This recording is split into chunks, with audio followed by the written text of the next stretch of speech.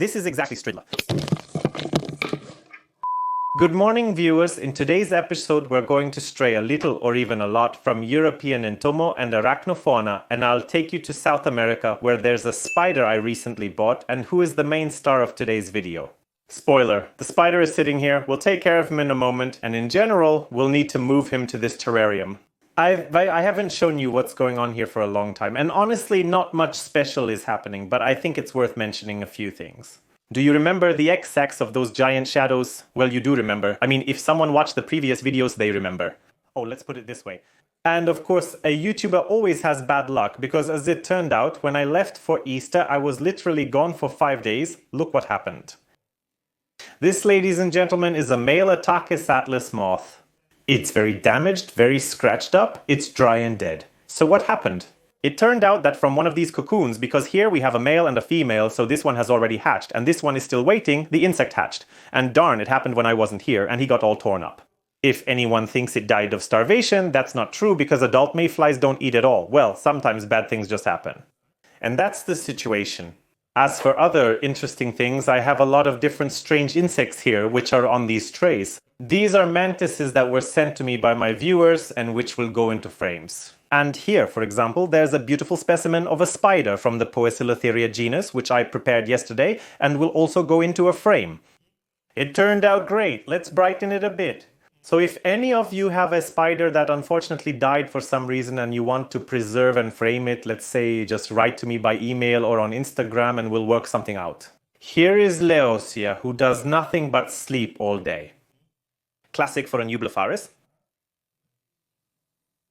So that's the kind of stuff that happens in my little playroom, but alright, enough chit chat. You came here to see a big spider, not some other dead spiders and weird things. So first, we need to do this, which means moving the tower. Oh, and over there the spider is up by the ceiling, and now we take this big guy and we also take this terrarium. This terrarium used to be home to another female of the same genus, which is Theraphosa. Unfortunately, the female died, as I mentioned before. It's a real mess here. Oh my goodness. All right. This terrarium isn't the cleanest, but we'll handle that. And now, before I clean and arrange this terrarium, I'll show you the spider itself because it's amazing. The species name is Theraphosa blondi, referring to an adult female specimen. And Theraphosa blondi is also known as the Goliath Birdeater. That's what it's called in Polish. When you open the box, you'll see a big brown, maybe even red, I would say, but no, that's just how it looks on the screen. A large brown spider, but you've made a mess here, friend. To handle a spider like this, you need long tweezers. That's essential. And when you cut it... Whoa, dear sir, what's going on here? And again, I have to make it brighter. Well, our friend really went wild here. She is enormous, and we're going to feed her as usual, so now we take this. For a spider of this size, you need appropriately sized food, so I think a Madagascar hissing cockroach will do the job here. Alright, let's toss it in for the little creature. By the way, you also have to be careful with these cockroaches, because they're not suitable for all spiders. They're very strong and can actually hurt a spider or even injure it a bit. Then white cloudy drops start leaking from the spider.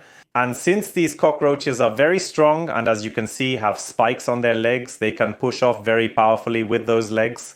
Holding a cockroach is unpleasant, so imagine how it feels for the spider, but as a giant spider, it will manage. Alright, here you go. And let's see what happens.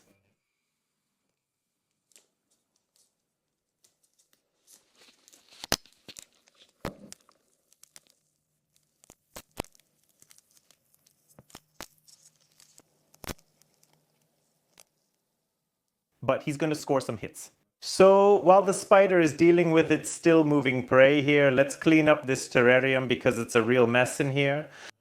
Maybe let's do it like this. Oh, take out this mess, change the substrate, remove these bushes, put in new substrate, put in this cork tube, and that's it. I forgot about the billion stinging hairs here. This is bad. Everything's gonna itch. All right. Let's do it like this. Old substrate with fungus. Nasty.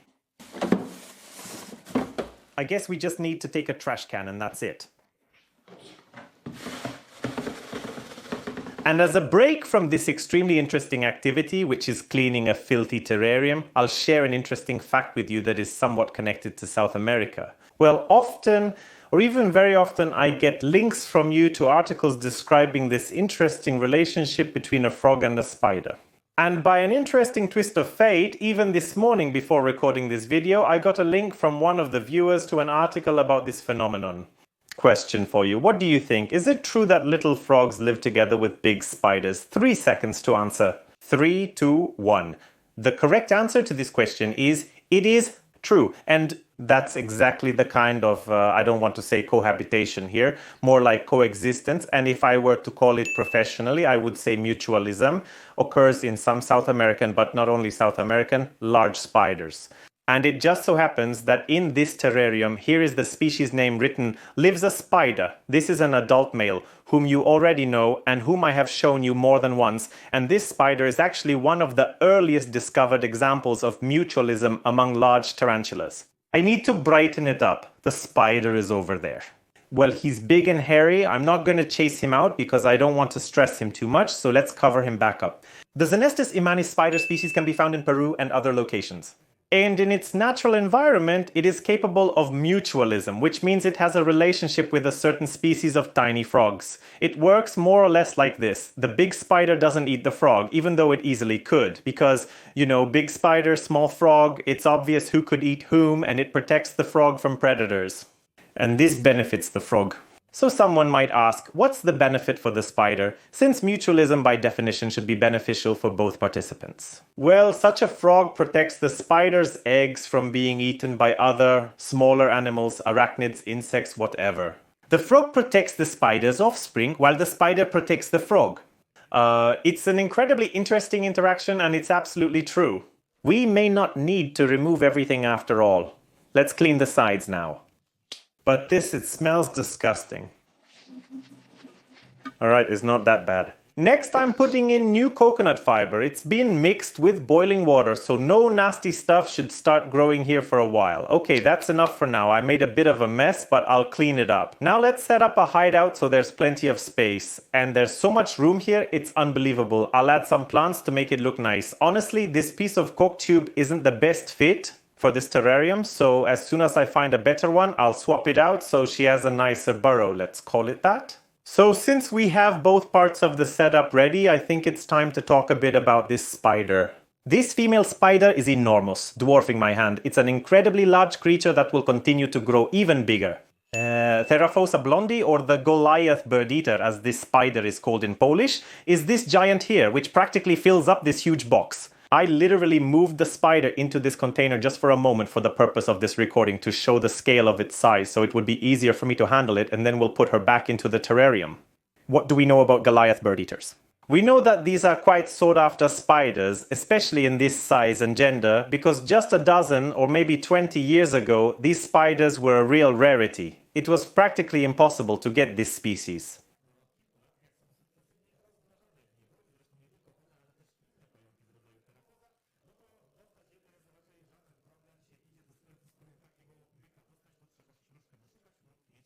I was basically lucky. And this spider came to me about, I think, a month ago. When I spotted it at a terrarium fair, I looked at it, a mature blonde female, and I thought, I'll take it without much hesitation. If you're wondering how much I paid for it, the price was around 1,300 zlotys. That's about what you have to pay for such a spider, and in my opinion, it's quite a good deal, considering it's a real rarity. If we wanted to encounter such a spider in its natural environment, we'd have to go to South America, to Venezuela, French Guiana, or Brazil. There, these spiders live in the jungle, close to the ground. They dig or find burrows near roots and tree trunks, and that's where they live. And aside from the fact that it's one of the largest and heaviest spiders in the world, basically it's a tarantula like any other, there's no big mystery to it. However, it does have a few quite interesting features that I'd like to focus on and present to you. First, it can stridulate, which is the ability to produce sounds. And this spider, if you irritate it a little, which I'll show you in a moment, because I suspect it will stridulate when I try to move it to the terrarium. Oh, you could hear it. Such spiders can make hissing sounds by rubbing their pedipalps against their chelicerae. And that's quite audible, and it's a sign that something is bothering the spider, so it's better to keep your hands away. Another thing is venom. Well, this spider, like all tarantulas, is venomous, and an interesting fact is that there is a toxin called Theraphosa Blondi toxin, and it's found in the venom of this spider. And what does that give us? Essentially nothing, as this spider's bite is not fatal. Since this spider is found in South America, you might expect that its venom is rather weak. And here you might be a bit mistaken, because I've seen studies that show roughly how toxic this venom is compared to other tarantulas. So, for example, compared to African tarantulas, which are known for their strong venom, or other spiders, I don't know, from Central or South America. And it turns out that this spider, the Goliath tarantula, actually has quite a strong venom. As I mentioned, its bite won't be fatal, but it will be extremely painful due to its massive venomous fangs. Secondly, if you want to see what the effects of a bite are, for example on a finger, you'll find a link in the description to a photo of a woman's hand who was bitten by such a spider. It's a typical hand after a bite, red and swollen. Overall, nothing too drastic, but that's how it looks and what you should expect. Another interesting fact, urticating hairs. This spider has incredibly irritating urticating hairs. And usually with large South American spiders like, I don't know, the Theraphosa genus, the Xenestis genus, which I just told you about, I have a very strong allergic reaction. I break out almost all over my body. I'm covered in red spots. I look like I have chicken pox. That's just how it is. It's the spider's defense system, and there's nothing you can do about it. Regarding the terrarium's size, it's understandable to have concerns about it being too small, which is somewhat true. The terrarium for this spider is usually not a very large container. And I think that in the future we'll just make a bigger terrarium for her. Because the spider grows up to a 30 centimeter leg span, and this terrarium is only 30 centimeters on each side. So I think we could make a bigger home for it, but for now it's okay. The spider won't die here. I hope this Theraphosa survives since the previous one died. So we'll see. I'll keep you updated about her health. I'll try to keep her in the best possible condition.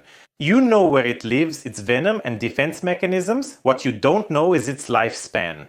This long-lived tarantula spider can live up to 20 or even 25 years, potentially outliving your cat, dog, and maybe even you. So spiders live a very long time. Of course, males live shorter lives because with tarantulas, the male molts a certain number of times, becomes an adult, and then that's it. Either he gets eaten by the female or dies of old age. And these adult males just live shorter lives, right? I don't know, 6, 8, 10 years, something like that. So that's how it is with this spider, and that's it. There's nothing left for us to do now but take her and move her into her new home. It's not an especially difficult task, but it's definitely something that requires a bit of experience with large spiders, because if a spider like this were to fall, it could seriously hurt itself, it could even die. People might assume a big spider is at the top of the food chain. Well, sort of, but on the other hand, this spider is very susceptible to mechanical damage, especially to its abdomen, because it's basically just a sac.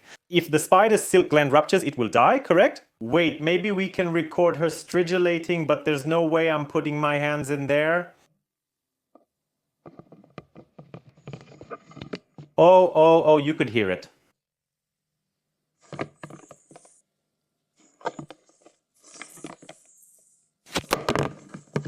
No, don't come out.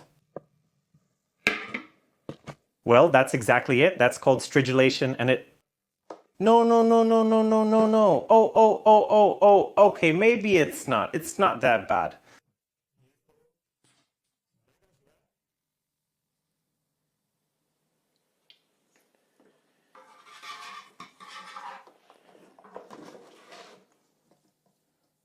No. Actually, not too bad. That was a bit of panic. There are still some guts left here, of course, because she's been carrying him under herself the whole time. Yeah, so that's more or less what playing with such big spiders looks like. Let me know if you liked the video, if you like the spiders, and I'll see you in the next production. Bye!